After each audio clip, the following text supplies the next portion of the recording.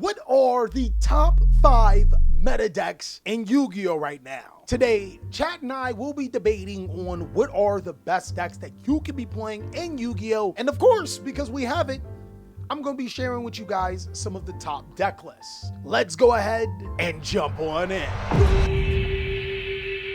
What's going on with y'all, big dogs? And it is an amazing day for Yu-Gi-Oh! I hope that your day phenomenal. But if it isn't, don't let what happened at the beginning of your day ruin the rest of your day. I gotta look, fit check, right? Okay, look guys, so I had on black sweats, all right? But I got the Dragon Ball Z shirt on. I had on this hoodie and these J's. Bro, look. You can't say I'm not shining and glistening in that thing. Fit check, Jack. Fit check me. Clean? Either a 310 or a 910? God damn it, I get cooked like that. Yup, traffic cone vines? No! So the top 5 meta decks this format, and this is the criteria that I'm going to be going off of. Of course, I'm going to have to make a tier list of talking about a whole bunch of things that I'm wrong, but I want to take in consideration what the meta is right now. I want to take in consideration what is the best deck in Yu-Gi-Oh! And how these other decks not only attack the best deck in Yu-Gi-Oh! But also can beat some of the others. And more importantly, I want to talk about Yu-Gi-Oh! Strategies that can compete and why they will. Of course, that'll probably have to be for another video, but I know you guys are going to talk about some Yu-Gi-Oh! Strategies that can thrive in this meta, which we will use for another video. To be honest, the best deck in Yu-Gi-Oh! Whatever you put in your Raven Wing version 4s, brother. Look, man, TJ went from a bum to actually getting his first top under 2 things, my tutelage and Raven Wing version 4. We have had quite the few players put on Raven Wing version 4 and actually get some girls. Look, man. Look, I'm not saying it's the sleeves, but ladies love protection. Go ahead and go to TheCaliEffect.com and purchase your Raven Wing sleeves today. And also, don't forget, we even have other accessories like mats. And of course, the orange hoodie is coming soon. You're just a hater. Let's go ahead and start to talk about the best deck in the room and a huge thing that I was wrong about. Dracotel. Dracotel is one of the best decks in Yu-Gi-Oh! Simply because it took some of the best things from some of the previous best decks in Yu-Gi-Oh! And made it its own. It has the recoverability of Tearlaments. It has the fusion power of Shaddolls. And it has the resources to be able to disrupt your opponent through trap cards like Malice. And it rolled it all into one beautiful strategy. With floodgate cards like Fossil Dyna, Pachycephalo, Dimensional Barrier, and the statue cards finally getting banned, this deck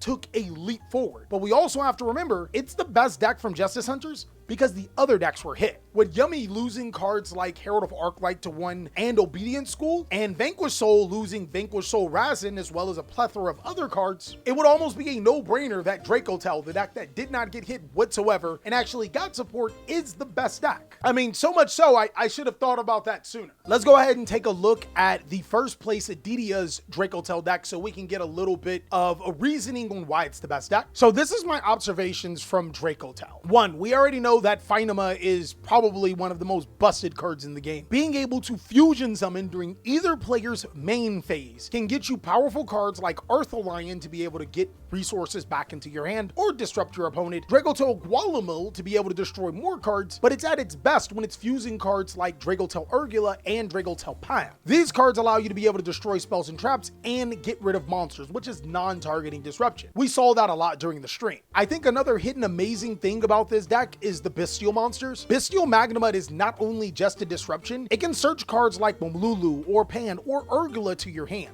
This deck also can easily summon Mysterion the Dragon Crown. I don't know if people really read this card just yet. If your opponent uses its activated effect to special summon itself or a monster with the same original type and attribute, target one of those special summon monsters and banish that monster. Also, banish all monsters on the field with the same original type. The deck also plays 5 copies of Shaddol Fusion with 3 branded fusion. I'm sorry, my fault. The deck plays 8 copies of Branded Fusion. How could I forget Rahu? 3 Rahu, 3 Ketu, and 2 Branded Fusion. Pheimena in hand in today's format equals Havernus in hand in tier format. It really is. The strategy itself is just so versatile, and we haven't talked about how the branded cards really propel this strategy forward. Whether you're using Blazing Cartesia to fuse off your materials and get them right back, and then make free Arthur Lions during every turn, or you're using Fallen Albas to help you break boards. This deck is genuinely the best deck in the format right now, now, and it's simply because the counters, well, they got banned. I think some of the counters that players are going to start using, maybe different dimension ground, because that really does get to Dracotel. There's also dimensional fissure. Those cards, like anything to prevent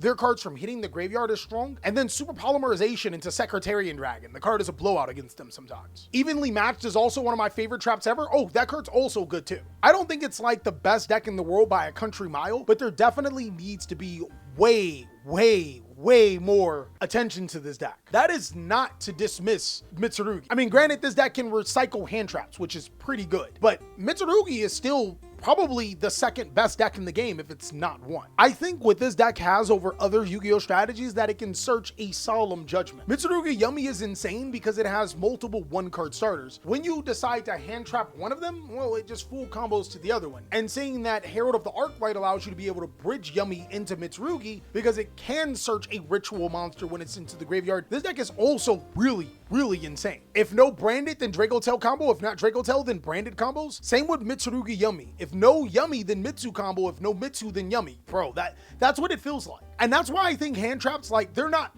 bad, but you have to use them at very specific parts. Whereas opposed to in certain hand trap situations, you could kind of wait. There are certain things you must hand trap, and that's what it is against this deck. Like, for example, if you're going against Mitsurugi Yummy, you have to ash this card every single time. If your opponent leads with the effect of Ame, and they summon the Saji and tribute the Saji, you gotta ash the Saji. You got to. This means that their prayers gets to resolve. It means that their pre-prep gets to resolve. It means that Cupsy Yummy and Cumsy Yummy Way gets to resolve. But if you don't ash this, they're cooking you. And the same thing can be said for Yummy combo. If they go into this card, you gotta ash it. Actually, I think that one's a little bit more debatable. You gotta ash the thing that gets them this card. Meows is good into Mitsu Yummy, but if you have two Meows in hand, activate one on their turn and one on your turn, Bruce, top tier advice. Thank you so much. It's crazy how without D barrier, the format for a lot of decks come out of the woodwork. I agree, because the next best deck is actually a Yummy variant too. I think Sofa Chord Yummy is ridiculous if we had to say a third best Yu-Gi-Oh deck. I'm just gonna give you guys the heads up. Any of these, I've been saying this a lot and I'm probably gonna keep on saying it. Any of these Sofa Chord cards are a full one card Yummy combo. This card is an Omni negation. It's literally their solemn warning. The best thing about this version of the deck is that you can play Dominus. Just like if you play a pure Mitsurugi deck or maybe a Mitsurugi Orcus deck, you can play Dominus Impulse. And these cards are really good. If you go back to like Mitsu Yummy, I think the biggest problem was if you stop this card, then you can't stop something like, I don't know, this card or whatever it is they're using to search Yummy Surprise. Well, in this version, you can actually ash their first card and Dominus their second card, which a lot of times can put them in a really tough spot. I think this is one of the most scariest decks that are available.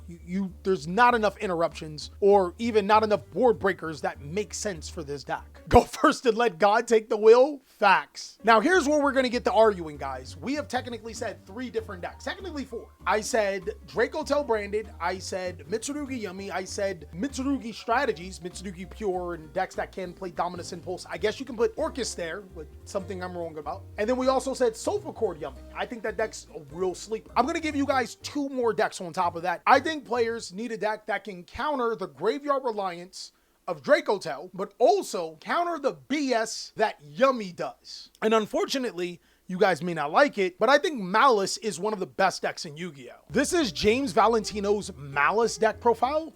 And as you guys can see, it can fit both. If you resolve Shifter, you're cooking Dracotel. You can also even play cards like Dimensional Fissure, which can cook Dracotel. You have cards like Dominus Impulse, which allows you to be able to go against Mitsurugi Yummy, negating their heavy special summon spell cards, and you main board the Bestials to not only be able to hit Yummy cards in the graveyard, but also to hit the Mitsurugis, preventing them from summoning themselves back to the side of the field. This guy's even playing Super Polymerization because Secretarian Dragon is really strong. I think that Malice is the perfect counter meta because it's stronger than most of the other decks in the game simply because it just came out and it's a 1-card combo deck. And it also has the cards to be able to counter the top decks in the game. It is like the perfect third pick. And you guys might see a lot more Malice if Dracotel and Mitsurugi Yummy thrive. Look, man, we was hating Malice a couple of months ago, but now we need Malice to be able to clean up this bullshit we have of the meta sometimes. Malice be like, we're bad, but now we're good. Brother, look, man, are you gonna goon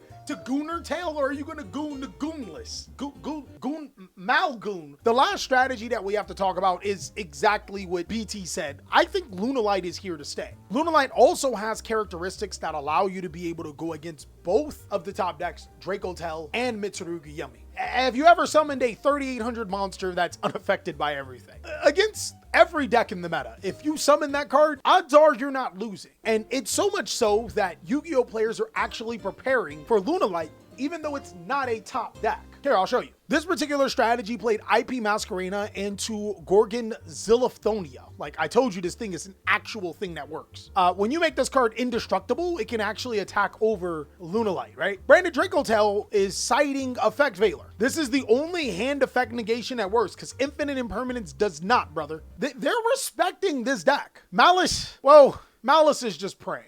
I don't think that this Malice deck is beating a Lunalight deck unless it just like turn one drop shifter. But people were actively prepared for Lunalight because it is a crazy strong deck. It wasn't well represented and it still got top 8. Look at that. It's groomed for greatness. I think that this reveals a standard basis for Lunalight. You can main Impulse, you got the best hand traps in the game, and of course, at any given time, you summon this card, you're probably winning. Every good Yu-Gi-Oh format needs a Yu-Gi-Oh strategy that can just turn its brain off and summon a really strong card, and Lunalight has that. Lunalight is the kind of deck where the less people that use it, the stronger it is, as less people will think about it. Exactly. But that's all that I have for the top 5 meta decks this format. I want to know what you guys think are the best meta decks down below in the comment section. I think we broke down what will be the best and what are the strategies that could be up and coming. Again, guys, go ahead and go to TheCaliEffect.com and buy your Raven Wing sleeves. And also be sure to check out these videos so we can catch you on the next one. Of course, Twitch will be there.